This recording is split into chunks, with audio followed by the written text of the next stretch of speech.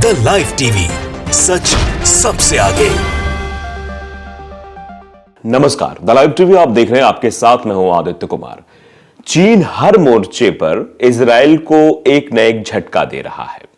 कभी वो सबके सामने इजरायली राजदूत को फटकार लगा देता है, तो कभी ओआईसी की बैठक बुलाकर बेंजामिन नेतन्याहू के कान खड़े कर देता है। दरअसल जिस तरीके की प्लानिंग इस वक्त चीन कर रहा है, वो शायद इजराइल कभी भी भविष्य में समझ नहीं पाएगा, क्योंकि इजराइल सिर्फ और सिर्फ लोगों को मारना जानता है, मासूम बच्चों को निशाना बनाना जानता है। इसके अलावा उसको कुछ नहीं आता है। शायद यही वजह है कि पूरा विश्व इस वक्त इजराइल के खिलाफत कर रहा है। अभी जो ताजा अपडेट हमारे सामने है वो ये है कि इजरायली राजदूत को कैसे फटकार लगाई है चीन ने। क्या कुछ कहा है, यह हमारे पास एक एक्स का पोस्ट है क्लैश रिपोर्ट का। इसमें लिखा हुआ है कि Israeli ambassador to the UN officially reprimanded by China as he was going on a tirade against a woman invited to the UN. इसका सीधा मतलब यह कि संयुक्त राष्ट्र में इजरायली राजदूत को चीन ने आधिकारिक तौर पर फटकार लगाई है, क्योंकि वो संयुक्त राष्ट्र में आमंत्रित एक महिला खिलाफ बयानबाजी कर रहे थे, यानी महिला खिलाफ वो बोल रहे थे, इसलिए इनको कायदे से मतलब फटकार लगाई। Please show same respect at least, कृपया कुछ तो सम्मान दिखाओ, ये बात चीन के द्वारा कही गई है। तो आप समझ सकते हैं कि चीन ने आधिकारिक तौर पर फटकार लगाकर इजरायली राजदूत को यह बताया कि महिलाओं के सम्मान के खिलाफ अगर आप बोलोगे तो आपको इसी तरीके की फटकार लगाई जाएगी। कृपया सम्मान के साथ अपनी जुबान निकालो, इशारों इशारों में यह बात जरूर कह दी गई। Please show some respect at least, कि कुछ तो मतलब सम्मान रखो, क्योंकि आप जानते हैं कि इजराइल कि जिस तरीके की हरकतें कर रहा है पूरा विश्व उसको देख रहा है।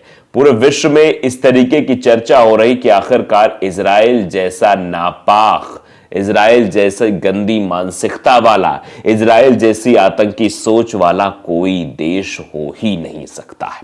जिस तरीके का कृत्य इजराइल के द्वारा किया गया है, जिस तरीके का स्टैंड इजराइल के द्वारा उठाया गया है, वो बेहद सरासर गलत है। हर जगह उसकी आलोचना ही हो रही है, हर जगह लोग उस पर बातें ही कर रहे हैं। क्यों कर रहे हैं?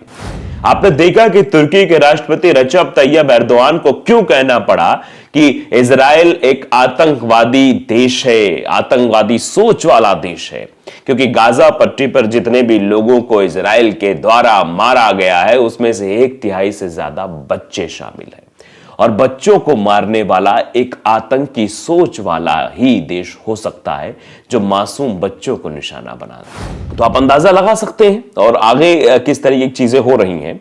इजराइल हमास युद्ध, मध्य पूर्व में चीन क्या अमेरिका को टक्कर दे सकता है, ये भी सवाल उठ रहे हैं, क्योंकि चीन अब अपनी सक्रियता भी बढ़ा रहा है।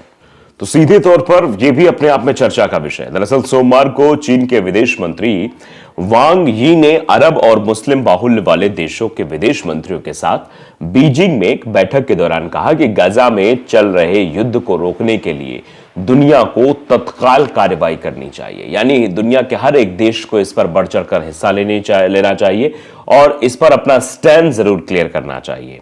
सऊदी अरब, जॉर्डन, मिस्र, फिलिस्तीनी राष्ट्रीय प्राधिकरण और इंडोनेशिया के विदेश मंत्री और इस्लामिक सहयोग संगठन के प्रमुख के साथ कई और अधिकारी 2 दिन की बीजिंग यात्रा पर थे।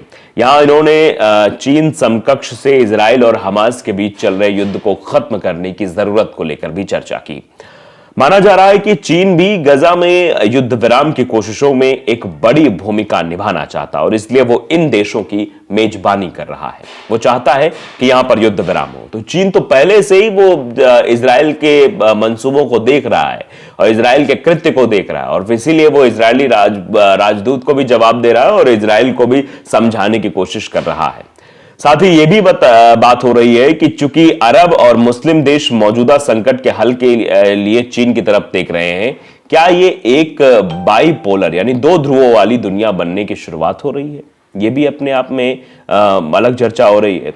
बैठक के दौरान युद्ध विराम की मांग को दोहराते हुए चीनी विदेश मंत्री वांग यी ने कहा कि अंतर्राष्ट्रीय समुदाय को इस त्रासदी को फैलने से रोकने के लिए प्रभावी कदम उठाने की तत्काल कार्रवाई इस पर करनी चाहिए। साथ ही उन्होंने कहा कि चीन इस युद्ध में न्याय और निष्पक्षता के साथ दृढ़ता से खड़ा है। चीन के विदेश मंत्रालय के प्रवक्ता ने एक्स पर लिखा भी कि चीन शीघ्र युद्ध विराम और गजा में मानवीय संकट के राहत के साथ स्थित मध्य पूर्व के लिए अरब इस्लामिक देशों के साथ काम करना भी जारी रख सकता है। यह सीधे तौर पर बात कही गई है एक्स पर पोस्ट करते हुए। समाचार एजेंसी रॉयटर्स के मुताबिक चीन के विदेश मंत्री वांग यी ने सोमवार की बैठक में कहा कि बीजिंग अरब और मुस्लिम देशों का अच्छा दोस्त और भाई है और उसने फिलिस्तीनियों के वैध राष्ट्रीय अधिकारों और हितों को बहाल करने के उचित कारण का हमेशा दृढ़ता से समर्थन किया है। बीजिंग में चीनी विदेश मंत्री के साथ अपनी बैठक में मिस्र के विदेश मंत्री सामेह शैक्री ने उम्मीद जताई कि इजराइल हमास संकट से निपटने के लिए चीन बड़ी भूमिका निभाएगा। मिस्र के विदेश मंत्रालय के प्रवक्ता ने इस पर लिखा कि विदेश मंत्री शौक्री ने चीनी विदेश मंत्री से कहा कि मिस्र गजा में फिलिस्तीनियों के खिलाफ हमलों को रोकने के लिए चीन जैसे महत्वपूर्ण अंतर्राष्ट्रीय देशों की बड़ी भूमिका की आशा करता है कि वो बड़ी भूमिका इसमें अदा करें और हमास और इजराइल के बीच युद्ध विराम को लेकर बात करें। शौकी ने यह भी कहा कि कुछ प्रमुख देशों को वर्तमान इजरायली हमलों को कवर देते देखना दुर्भाग्यपूर्ण है। इजराइल और हमास के बीच जंग शुरू होने के बाद से चीन के विदेश मंत्रालय ने लगातार हमास की निंदा करने से परहेज किया है और तनाव कम करने और इजराइल और फिलिस्तीन के बीच द्विराष्ट्र समाधान की भी बात की है। माना जा रहा है कि चीन मध्य पूर्व में अमेरिकी प्रभुत्व को चुनौती देने के साथ साथ अरब और इस्लामिक देशों के साथ अपने अच्छे रिश्तों का फायदा उठाकर इस क्षेत्र में अपने प्रभाव को बढ़ाने की कोशिश कर रहा है। पिछले एक साल में मध्य पूर्व पर चीन के विशेष दूत जाई जुन ने द्विराष्ट्र समाधान और संयुक्त राष्ट्र में फिलिस्तीन के लिए मान्यता प्राप्त पर चर्चा करने के लिए इजराइल और फिलिस्तीनी प्राधिकरण के साथ साथ अरब लीग और यूरोपीय संघ के अधिकारियों के साथ बैठकें भी की हैं। हालिया संकट शुरू होने के बाद से भी जून मध्य पूर्व के कई देशों का दौरा कर चुके हैं और चीन को एक संभावित मध्यस्थ के रूप में पेश करने की कोशिश करते भी दिखे हैं। हाल ही में अपनी बहरीन यात्रा के दौरान जाई जुन ने कहा कि फिलिस्तीन इजराइल टकराव का लगातार बढ़ना एक बार फिर साबित करता है कि अंतर्राष्ट्रीय समुदाय द्वारा फिलिस्तीन के प्रश्न को नजरअंदाज या भूला नहीं जा सकता है। साथ ही उन्होंने कहा था कि अंतर्राष्ट्रीय समुदाय को सर्वसम्मति बनाने और फिलिस्तीन प्रश्न को दो राज्य समाधान के सही रास्ते पर वापस लाने के लिए तेजी से काम करना चाहिए। जिन्होंने यह भी कहा था कि चीन अरब देशों के साथ संचार और समन्वय बनाए रखने और क्षेत्र में शांति और स्थिरता के शीघ्र प्राप्ति को बढ़ावा देने के लिए उचित प्रयास करने के लिए भी तैयार है।